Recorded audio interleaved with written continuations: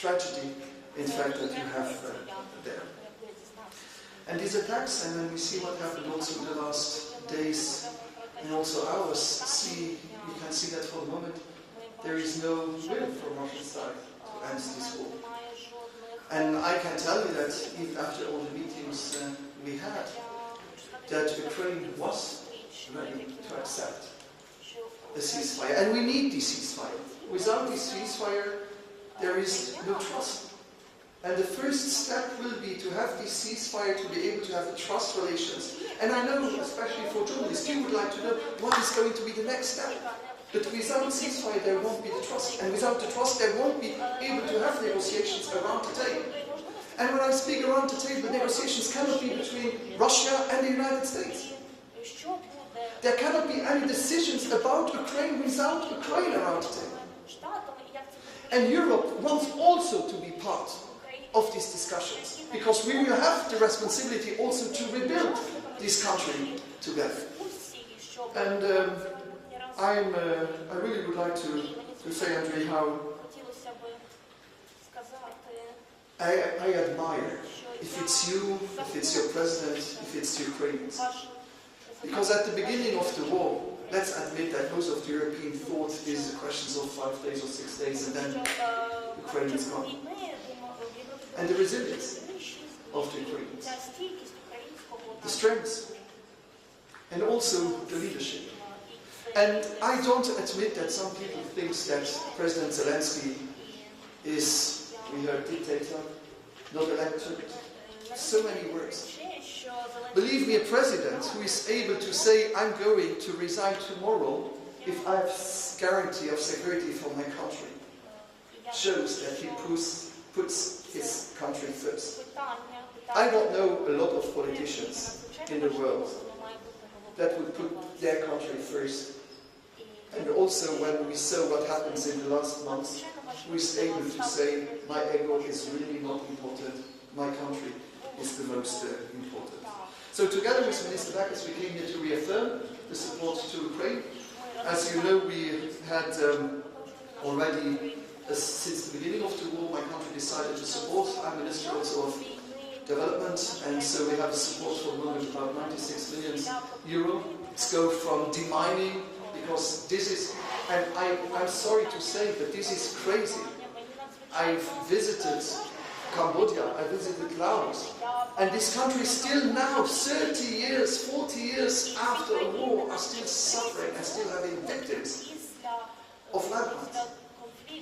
And so for us it was important to give also the material to the Ukrainians to be able to demine, because this will be not direct victims, but this will be victims also in the next 10 or 15 years. And I'm glad also to announce that we decided to bring also 10 million euro for the Energy Support Fund in support of long-term energy resilience and energy independence on Ukraine, and also 1 million euros to Elena Zelenska Foundation in support of a project for young people between 16 and 21 for the psychological support, which is so needed. This is a trauma, a generation also of young people who will grow up in a situation of war.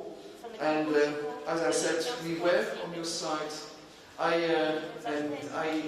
talked to the Minister of Foreign Affairs and to my friend Andrei that on the 9th of May, it's European Day in Luxembourg, and that we have guests. And on the 10th, we have also the European Day in a locality in Luxembourg where we celebrate, we have to do a speech. But Andrei told me how important it is also to be there on the 9th. Especially because, maybe you don't know, but we have also the presidency of the Council of Ministers of the European Council, and in this we have also these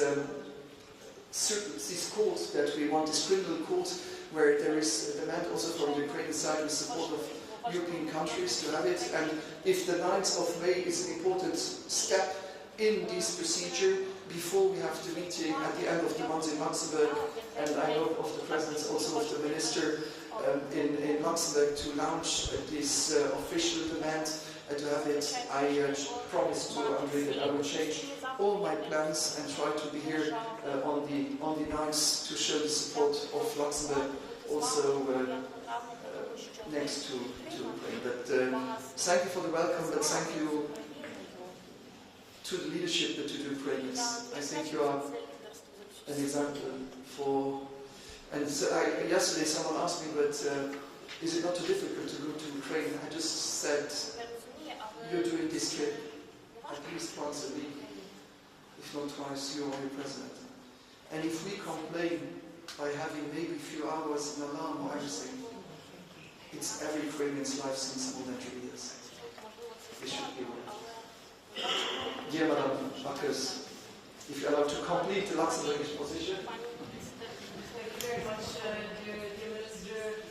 Of course, I'm very glad to be back, travel to Ukraine together with Vice Prime Minister. I was here just over a month ago upon the invitation of my dear colleague, Mr. Mumirov, to whom I also want to express my really extreme respect and admiration.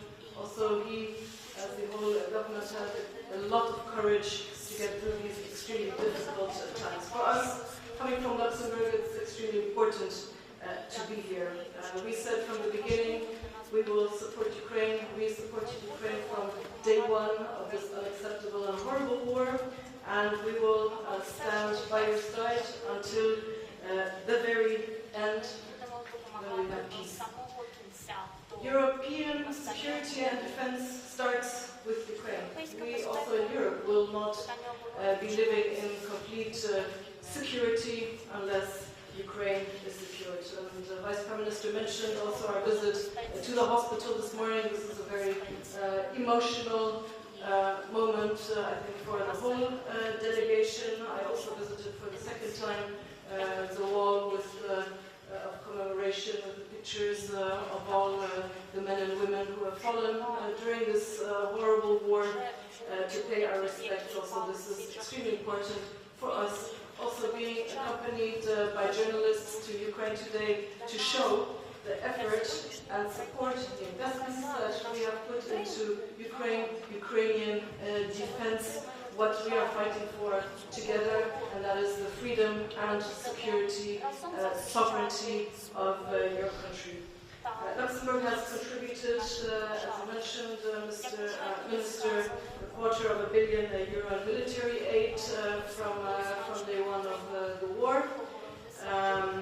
For the first time this year, upon my recommendation, we have in the Luxembourg budget an article aligned specifically dedicated to your country. We don't have this for any other country, so we have a specific budget line for military aid to Ukraine, which has been filled with €80 million for this year as a minimum. And